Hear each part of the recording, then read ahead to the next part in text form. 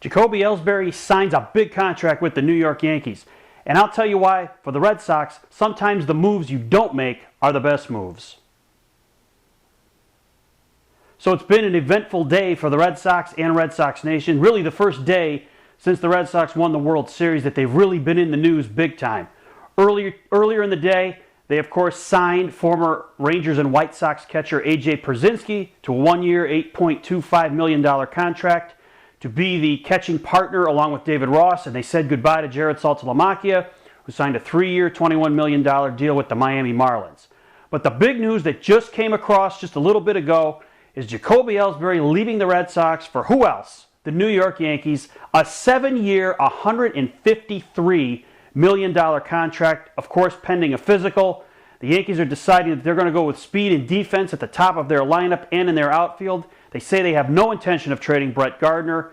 And the question is, with all this money now allocated to Ellsbury, will the Yankees go full in and try to re-sign Robinson Cano to be their second baseman? That remains to be seen. There are some New York writers out there like John Harper of the Daily News and Joel Sherman of the Post who believe if the Yankees do not sign Cano, that they really can't consider themselves all in as far as this offseason is concerned. But for Ellsbury leaving the Red Sox for the Yankees, this is no surprise to me.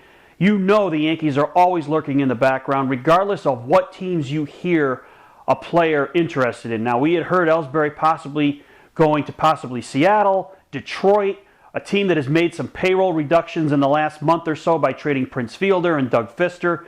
It looked like they were clearing payroll to maybe make a run at Ellsbury. The Texas Rangers were another possibility. But it really doesn't matter what those teams did. Because when the Yankees want someone, this is what they do. They exercise their muscle and they go out there and they get the player. And you have to applaud them as a Yankee fan and as a baseball fan in general for the ownership being willing to go out and get the players that they want. But they still are the Yankees, and we all know, as a Red Sox fan, you never want to see a player like Ellsbury, a dynamic player like that, leave Boston for New York. But that's exactly what's going to happen here.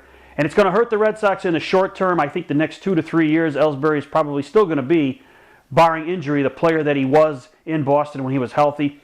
But again, it's beyond that with the Yankees. Is the back end of this contract going to be an albatross, like the A-Rod contract is, like the CC Sabathia contract is setting up to be for the Yankees? That's the risk that they take years down the road. But for now, the next 2-3 years, the Yankees certainly have a good buy here with Ellsbury, and it's going to be difficult for the Red Sox to see him on the other side of the field. But the Yankees made their move. The Red Sox were definitely not willing to go $153 million, and I'm glad they didn't. They could certainly spend that money in a lot of other areas to try to improve their ball club. So you have to let Ellsbury go with that kind of contract. It's just disappointing that he's going to be a member of the New York Yankees. So for you guys out there, especially you Red Sox fans, your reaction to Jacoby Ellsbury trading in his Red Sox for pinstripes. Thanks for watching. Don't forget to subscribe and tell all your friends about This Week in Red. And don't forget to check out my blog at bosoxinjection.com.